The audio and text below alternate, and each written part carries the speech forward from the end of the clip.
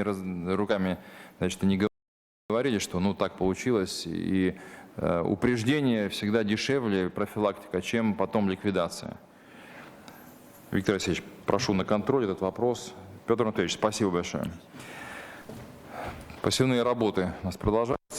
Прохоров Александр Аркадьевич, исполняющий обязанности министра сельского хозяйства. Коротко.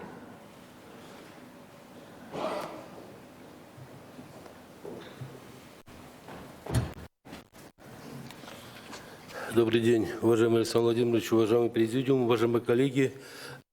Весна дает нам достаточно много проблем в связи с погодой. 319 тысяч гектар мы обработали с осенне-навесенней полевой работы. Это самый большой объем зяблевой вспашки за последние годы. Значит, 88% классных семян было подготовлено. Значит, посеяли на 20 тысяч гектар больше озимых. За, значит, последние годы достигли 82 тысяч гектар. К сожалению, значит, ранние сроки нам не позволили выйти на поле. Прошлый год, в 2016 году, селяне вышли 18 апреля, в этом году 28 апреля. То есть сдвижка прошла на 10 дней. На вчерашнее утро оборонование зяби проведено на площади 298 тысяч гектар, что на 76 тысяч гектар больше уровня прошлого года, за исключением нескольких районов завершено. Оборонование многолетних трав проведено на площади 125 тысяч гектар, что выше на 10 тысяч прошлого, значит, года. 3513 гектар погибло зимых, Александр Владимирович. Это довольно большой объем. Мы сейчас прорабатываем замещение. В прошлом году мы потеряли 1000 гектар. В основном погибли, значит, озима, пшеница. Посев ранних яровых зерновых зерновых культур проведен на площади 248 тысяч гектар на вчерашнее утро. Это составляет 87%. В прошлом году на 19 мая республика отсеяла все 100%. Завершили посев сегодня ранних яровых в 9 районов. Это Алнашский, Вовожский, Граховский, Завяловский, Каракулинский, Кизнецкий, Можгинский, Сарапульский, Увинский. 5 районов это Воткинский, Киасовский, Малобургинский, Сумсинский, Шарканский имеют посевы больше 95%. В то же время ряд районов сегодня, значит, имеют низкий процент. Это Болезинский район, к сожалению, опять третий год подряд эпицентром погодных условий, плохих погодных условий является Болезинский район. 47% на вчерашнее утро посева в Болезинском районе. Ярский 55%, Красногорский 60% и 64% посеяно в Глазовском районе. То есть юг завершил посевные работы, север еще, значит, завершает. Продолжается посев льна-долгунца. На 21 мая посеяно 2925 гектар, это 70% от плана. Завершили посев Можгинский и посев многолетних, однолетних трав, кукурузы, посадка картофеля, овощного грунта. Мы провели в преддверии весенне-полевых работ достаточно много организационных, технологических встреч. Этот год, значит, идет под лозунгом кормов и приготовления кормления. Значит, эти задачи выполняются районами. Многолетки посеяны практически на 10 тысяч больше, чем в прошлом году уже сегодня. Я думаю, что с учетом севера это еще будет больше. Значит, в том числе и однолетки. Для повышения урожайности сельскохозяйственных культур приобретено минеральных удобрений 15,6 тысяч тонн или 17,2 килограмма действующего вещества. Ну, кто знает статистику, это один из самых высоких результатов за последние годы. К примеру, с прошлым годом на 5,2 килограмм выше. Значит, лидеры в этом направлении это Вовожский район 53 килограмма, Можгинский 30, значит, Алнашский 29.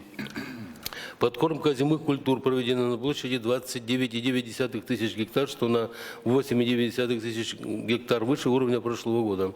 А по многолетним травам подкормка проведена на площади 39,4 тысяч гектар, что на 18 тысяч гектар выше, чем в прошлом году. Подкормка продолжается.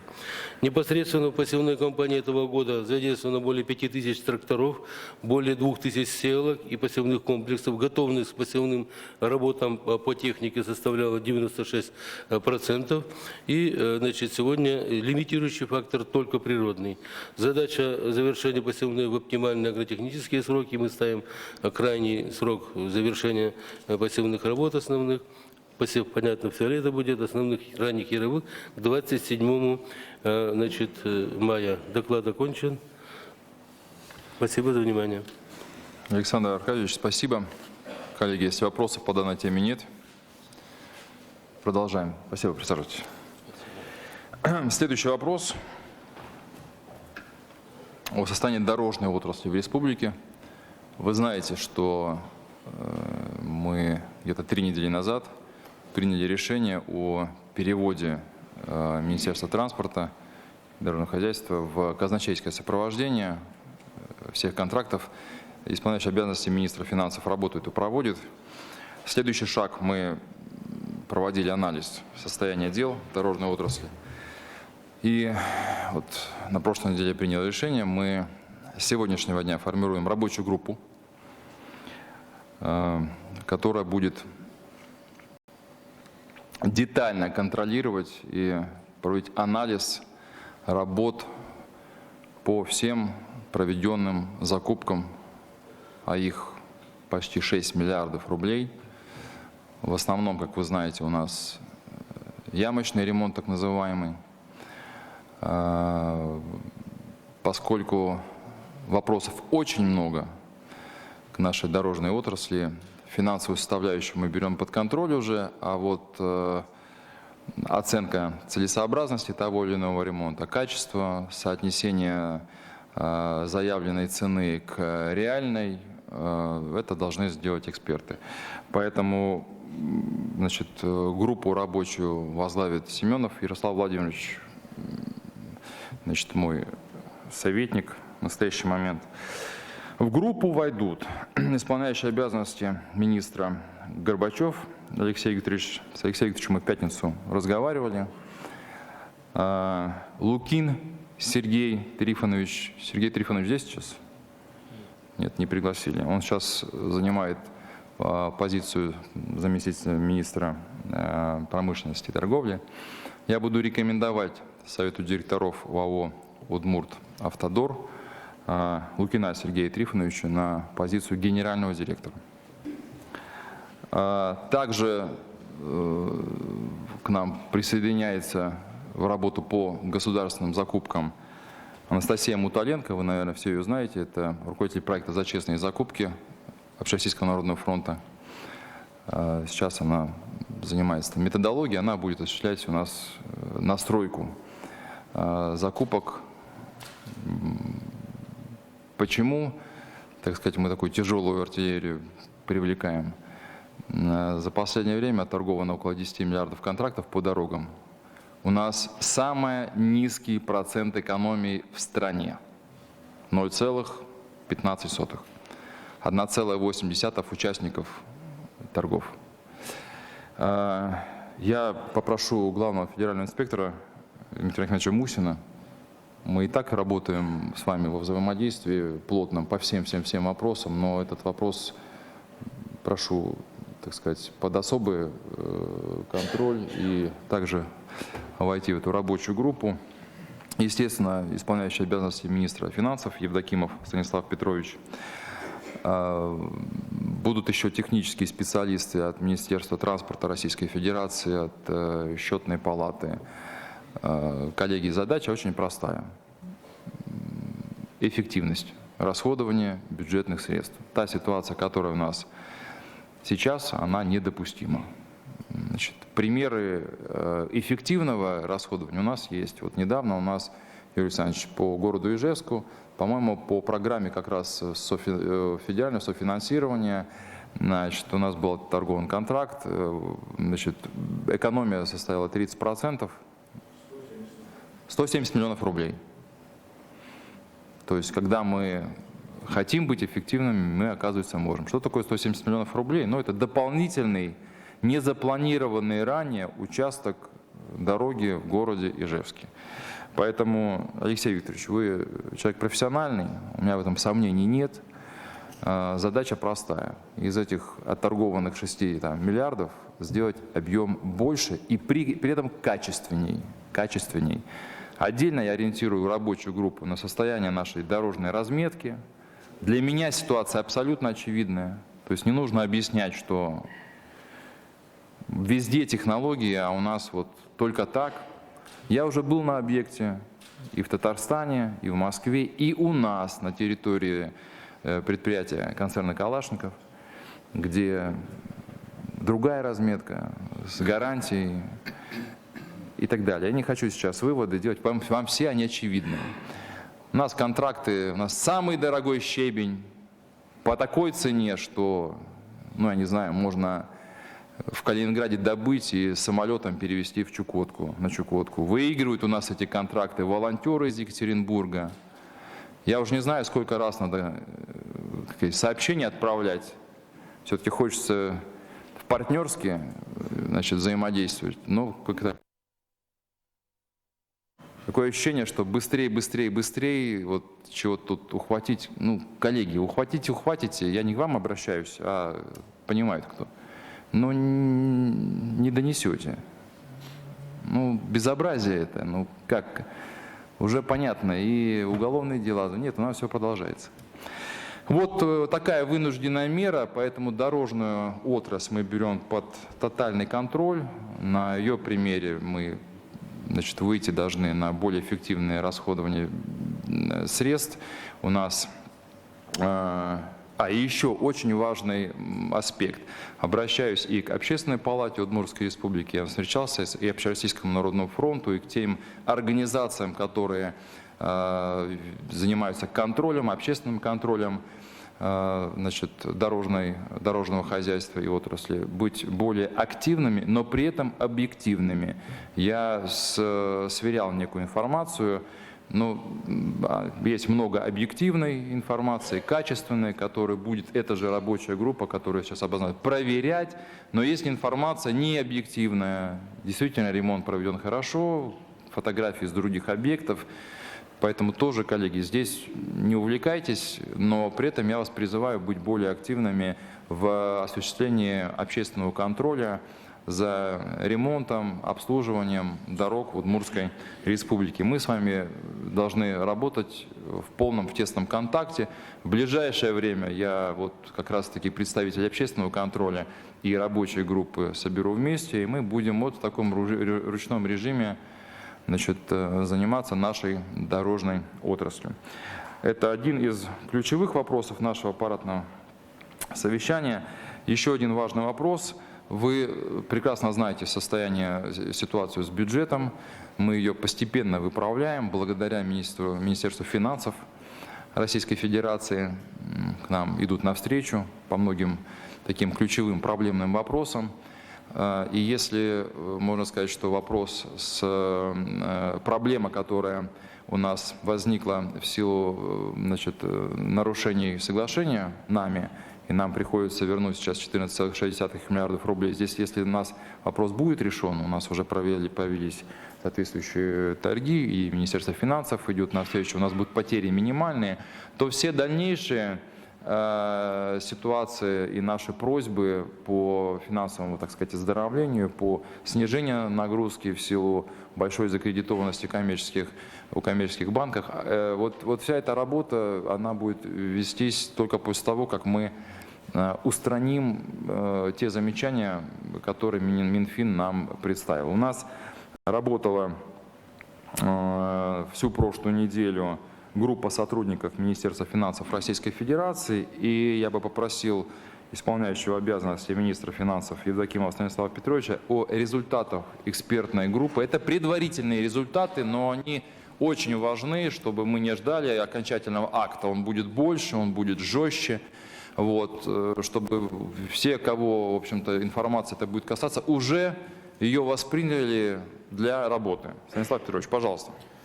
Уважаемый Александр Владимирович, уважаемые коллеги, 20 апреля состоялась встреча временно исполняющего обязанности главы Удмуртской республики Александра Владимировича Бричалова с министром финансов Российской Федерации Антоном Германовичем Силуановым, на которой в том числе обсуждался вопрос о сбалансированности бюджета республики. Это был основной вопрос встречи. Основным негативным моментом, на который обратил внимание министр финансов Российской Федерации, это то, что, имея устойчивую доходную базу, республика неэффективно расходует бюджетные средства, что в свою очередь привело к росту государственного долга республики до критических размеров. По итогам этой встречи к нам была направлена экспертная группа Министерства финансов Российской Федерации под руководством начальника отдела Департамента межбюджетных отношений Министерства финансов Российской Федерации Денисовой Елены Геннадьевны.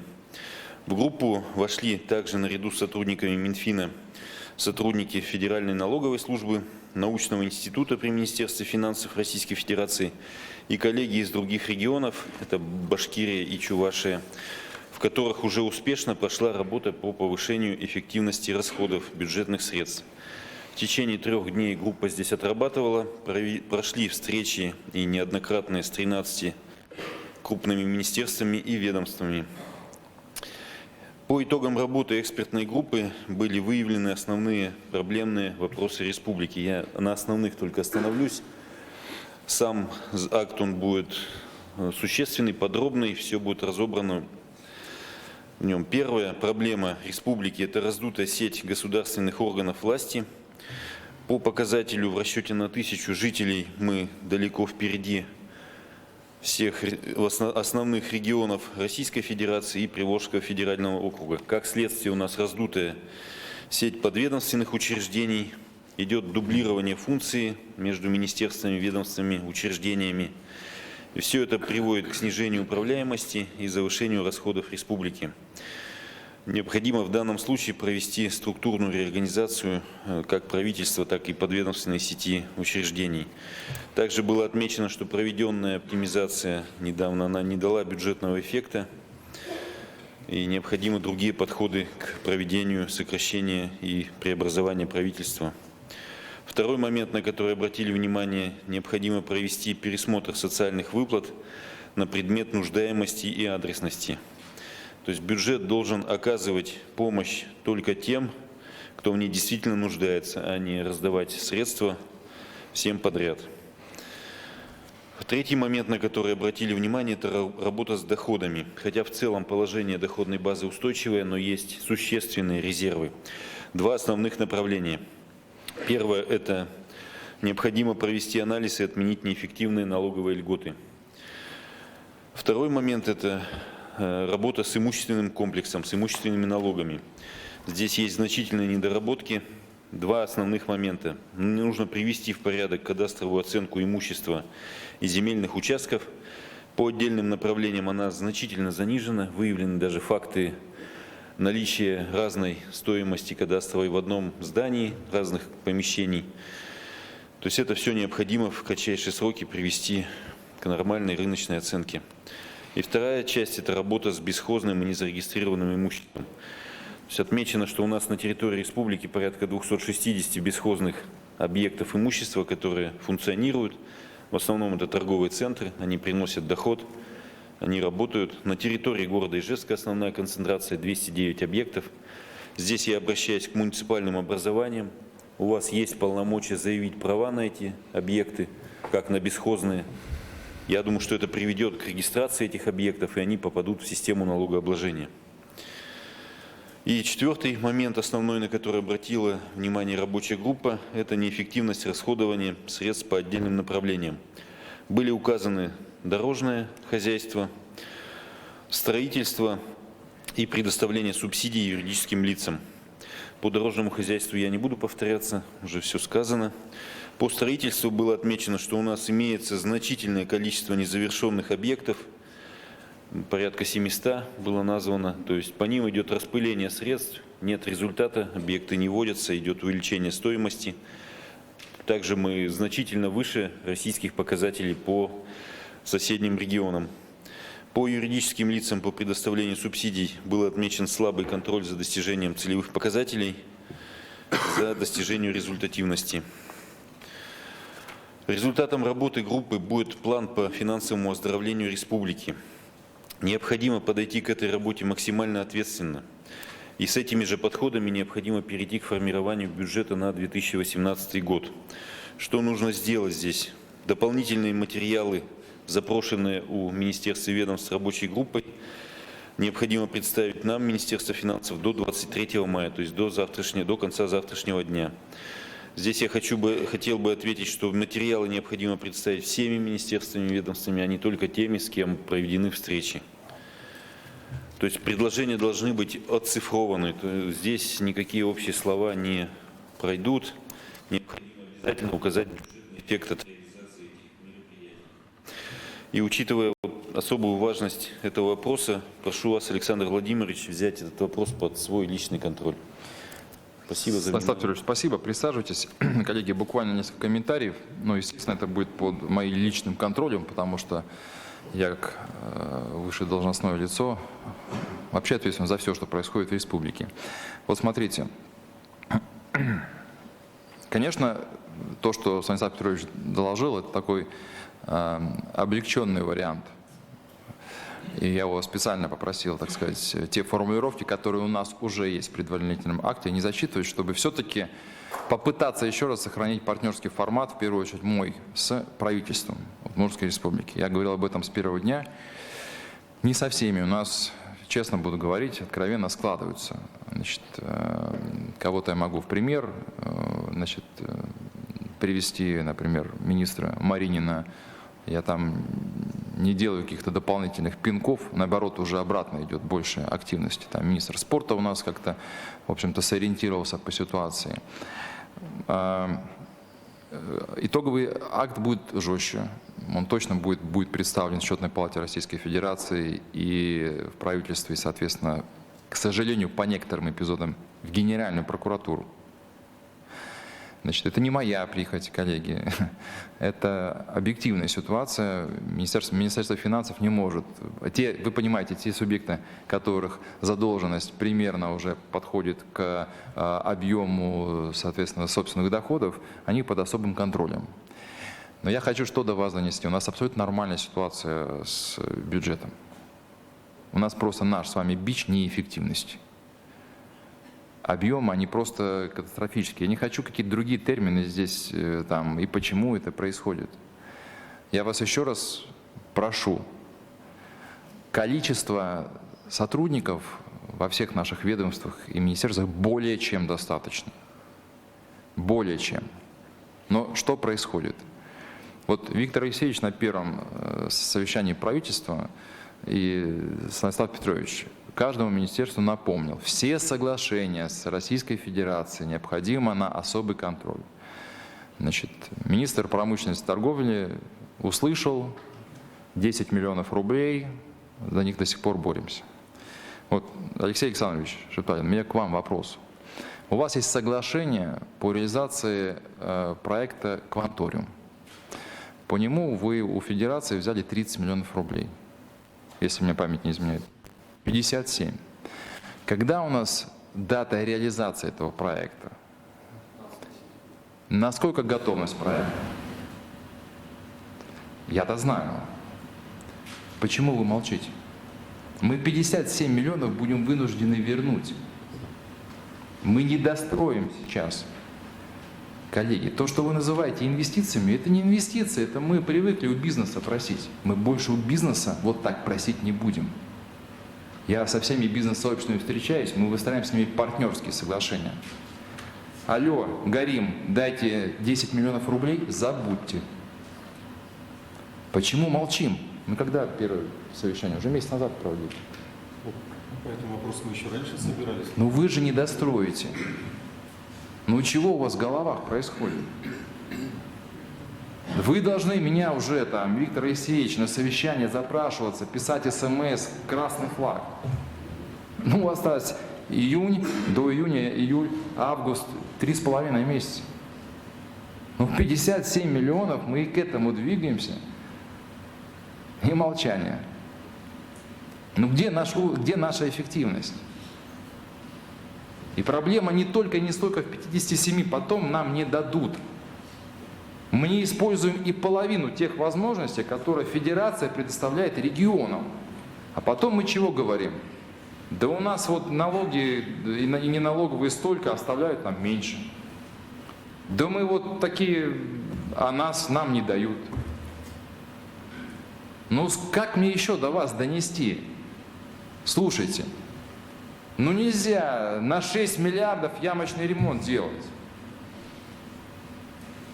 Ну нельзя брать у федерации деньги и не отвечать за это. А у нас установка какая? Присаживайтесь.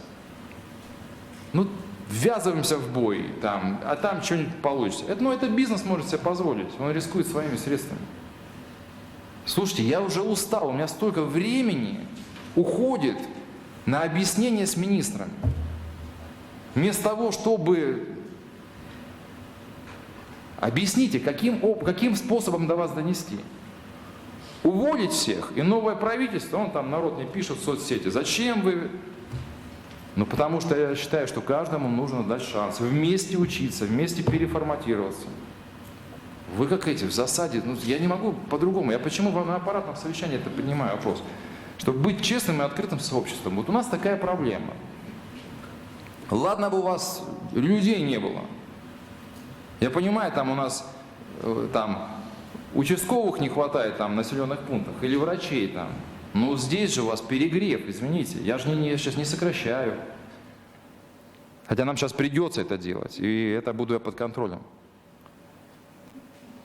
Дайте обратную связь. Как достучаться-то? И это не только по Министерству образования. Это практически по всем направлениям. Вот правильно было сказано, что у нас вот такая установка. Значит, дать денег, либо Петр Андреевич, по-моему, сказал, совершенно верно, либо у федерации, либо у региона.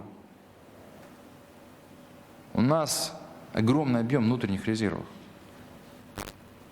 Ну давайте честно сами с собой. Времени я больше объяснять и уговаривать не буду, коллеги. Что касается оптимизации структуры государственных служащих, это неизбежно. Начинайте сами думать. С каждым министерством будем по этой теме говорить. У нас есть дублирующие, мы просто дальше не двинемся. Хотим мы этого или не хотим. Нам не заместят ни кредиты в коммерческих банках. Я вот выезжаю и говорю, слушайте, вот у нас Ижевск, огромный объем, вот нам бы туда еще вот это. Они говорят, Александр, вы давайте сначала разберитесь с Ижевском, с вашим подведами, с дублирующими организациями у нас и агентства, и автономные некоммерческие организации и так далее. Ну ладно бы как-то у кого-то забирали, что-то, никого ничего не забираем, просто нужно объективно на эту ситуацию посмотреть. Ну чего вы ждете? По бесхозным объектам недвижимости. Коллеги, все знаем, о чем идет речь. Москва этот путь проходила. Последнее, китайское предупреждение. Жесткий план ко всем главам муниципальных образований, где такие объекты есть. Жесткий, срочный план. Недопустимо. Уже некоторые объекты у меня на карандаше. Я в них был. Нормально идет аренда, все в порядке. Но город не получает, соответственно, доходов. Не с точки зрения, не с позиции силы ни в коем случае, но план, по которому нужно эту ситуацию закрывать. То, что нам указали на недострои, это отдельная тема. Сейчас мы подготовимся к ней. Я к министрам, Виктор Алексеевич, сейчас остановить, особенно те объекты, которые мы знаем, мы на них уже тратим деньги, все равно они будут недостроены. И определить приоритетные и сконцентрировать усилия и финансовые средства на том, что мы можем достроить. Влетит так, что будет похлеще, чем дороги. Я вчера был в театре оперы имени Короленко. А нет, это Короленко.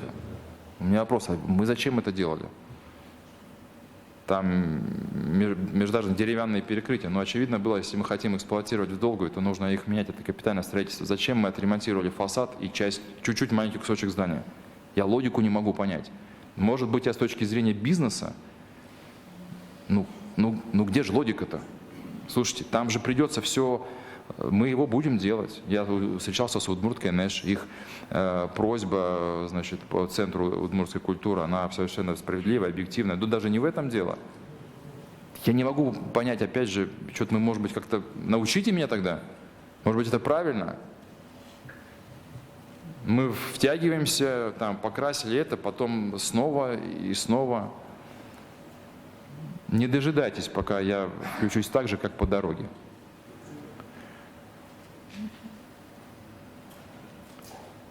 У меня, наверное, на данный момент все. У нас на этой неделе важное мероприятие, очень большое. С 26 апреля мы ведем работу со всеми бизнес-сообществами. Я благодарен руководителям бизнес-сообществ за организацию таких встреч. Они были крайне конструктивные. По каждой встрече у нас есть уже дорожная карта. Первая встреча была с Ассоциацией предприятий легкой промышленности. Какие-то у нас уже есть там конкретные предложения. 26 мая мы постараемся подытожить. У нас будут интересные спикеры, абсолютно практически такой форум. Поэтому обратите внимание, кто еще, может быть, не решил принять участие, пожалуйста. Вот. Ну и всем хорошего дня, продуктивной рабочей недели. Спасибо. рабочая группа, просьба остаться здесь в зале. Да, конечно. Да. Ну, сейчас Смирнов, он проинформирует. Да.